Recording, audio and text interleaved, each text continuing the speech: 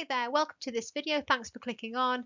Hopefully it's going to help you with your maths revision, giving you a question on pure, stats and mechanics, the three different strands that you're tested on at A level, giving you some time to have a look at the question, how would you get started with that question, and then going through the answers. So let's get started.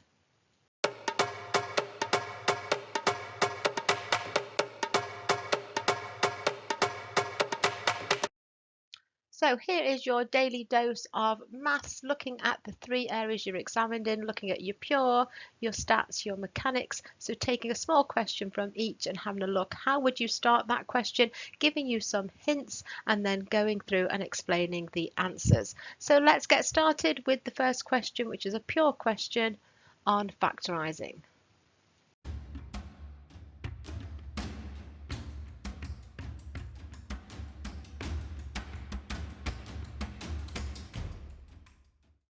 So in this question, you're being asked to factorise completely. So having a think what that usually means. That's exam speak to usually you have to take out one factor and then what's left in the brackets will then factorise and you can take another factor out.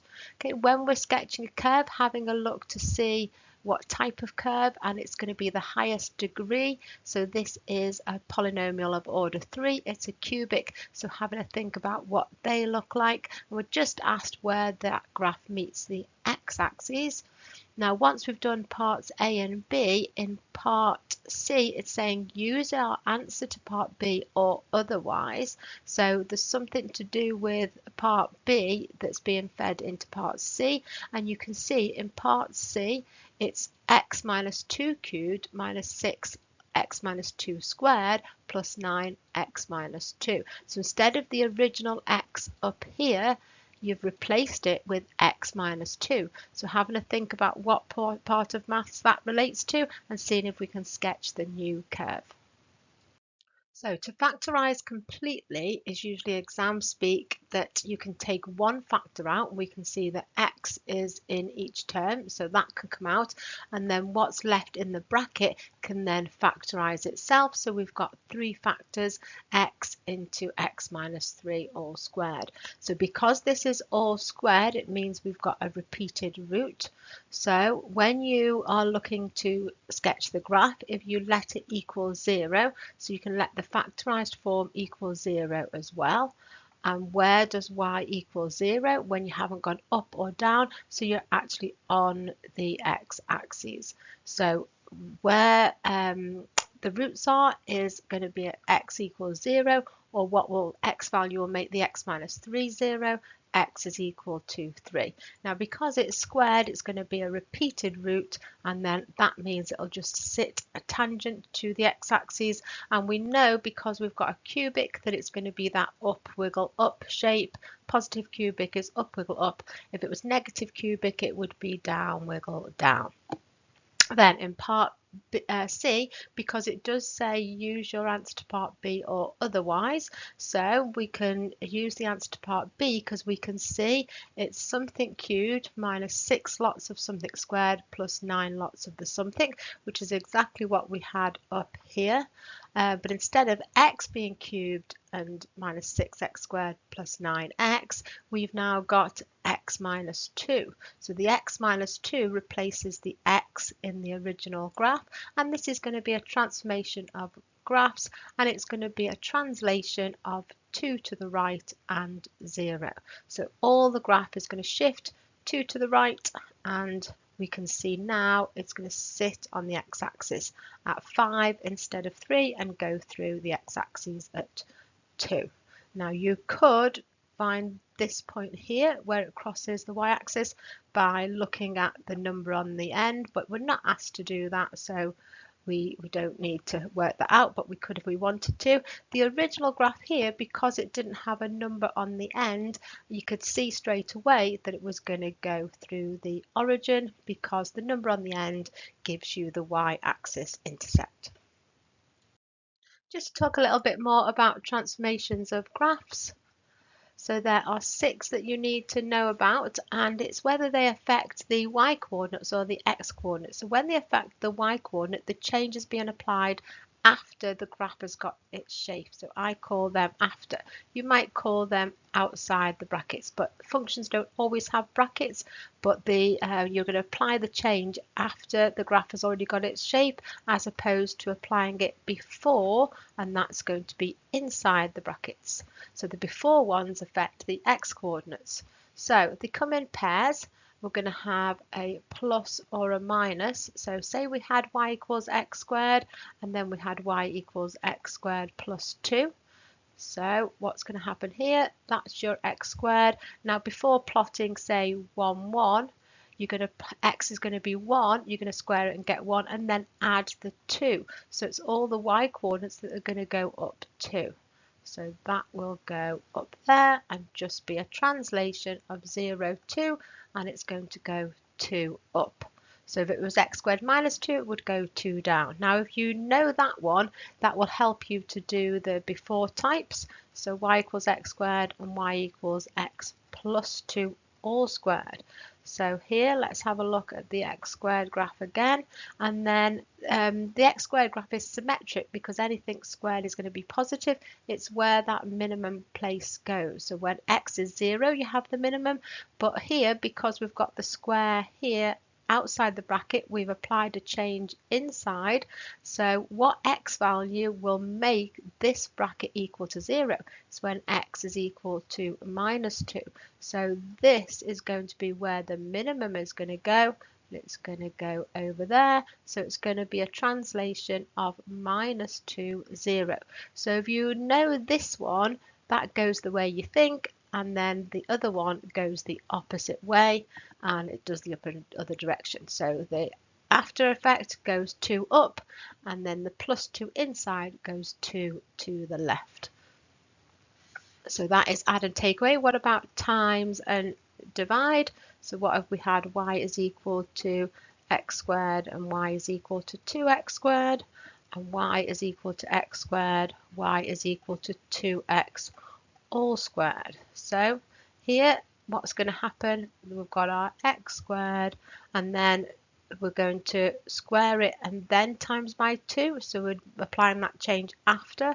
So instead of plotting 1, 1, you're going to plot 1, 2, and it's going to stay on the ground, and it's going to be a stretch,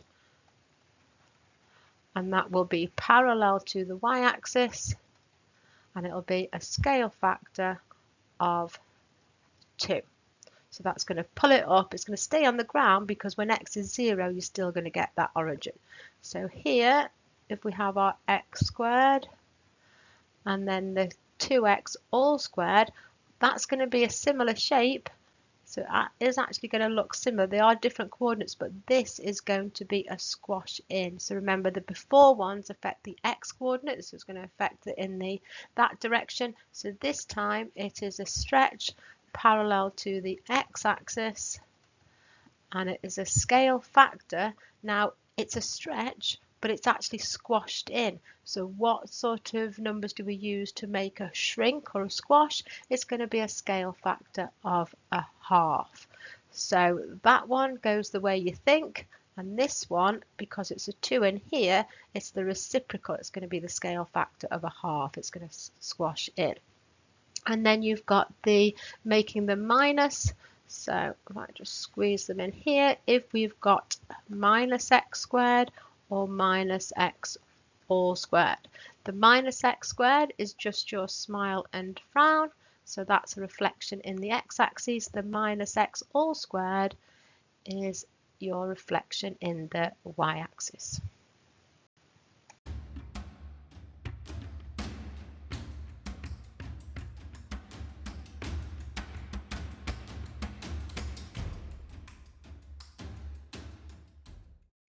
So the keywords here, you're being asked to find standard deviation and interquartile range. They both measure the spread of the data. So standard deviation measures how far away all the values are from the mean, and the interquartile range measures the difference in the middle 50% spread of the data. Standard deviation and interquartile range are both measurements of spread. So you usually use the standard deviation when you're calculating the mean as an average, and that's usually used for symmetric data. You usually use the median and the interquartile range when the data is skewed and it's not symmetric. But standard deviation, it is the average of the squares minus the square of the average. So inside that bracket is the mean. So average of the squares mean you need to square all the values. So 56 squared plus 35 squared plus 57 and so on till you get to the end. And that value comes to 36633, and we're finding the average. So there's 10 of them. So you divide it by 10. And then the mean is just adding them all up. So 56, 35, 57 and so on to 48. That came to the 595. Average of them, divide by 10 to find the average, and then you need to square it. Now, just that calculation under there is called the variance. And then to find the standard deviation, we need to take the square root, and that gives us 11.1. So the symbol for standard deviation is the lowercase sigma. The interquartile range, now there's two ways to do this. You can either go down the middle, but first of all you need to put them in order. So put them in order. There's 5 this side and 5 this side. Then to find the lower quartile is going to be the median of the bottom half. The upper quartile is the median of the top half. If you had an odd set of values, so going down the middle, left a number in the middle, you could just ignore that one in the middle and then again find the median of the lower, median of the upper. Or the other thing to do, there are 10 values, so we need to do 10 divided by 4 to put it into quarters is 2.5. Because 2.5 is a decimal, you always go to the next number along. So rounding up, 2.5 rounds up to 3. The first quartile, which is the lower quartile, is the third number along, which agrees with our 56. If we're the third number up, we need to come the third number back to 70 is going to be our Q3, the seventh number along, which is 70. To find the interquartile range, you just do the upper quartile minus the lower quartile, and that is going to give us 14.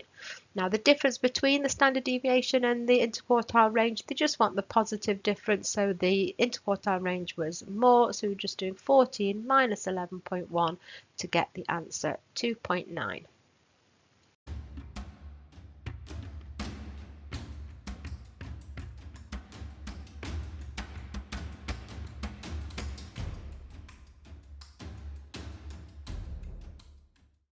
So the key word here is constant acceleration. So when you've got constant acceleration, you're going to be using your SUVAT equations. So once you've recognised this as constant acceleration, you list all your SUVATs and then you can fill what you have. So the distance is 120, so we've got S, which is displacement, the distance 120. It's being dropped, so the initial velocity is 0. We're being asked for the speed on impact, so I've just put a question mark there against the thing I'm trying to find. So that's the final velocity. It's falling vertically, so we're going to have the acceleration due to gravity. A is going to be our 9.8. Now T is not involved in this question, so I just leave whatever's not involved blank and then put a question mark against what I'm trying to find, and leaving the one that's not involved blank, I need to think of a SUVAT equation that doesn't involve T.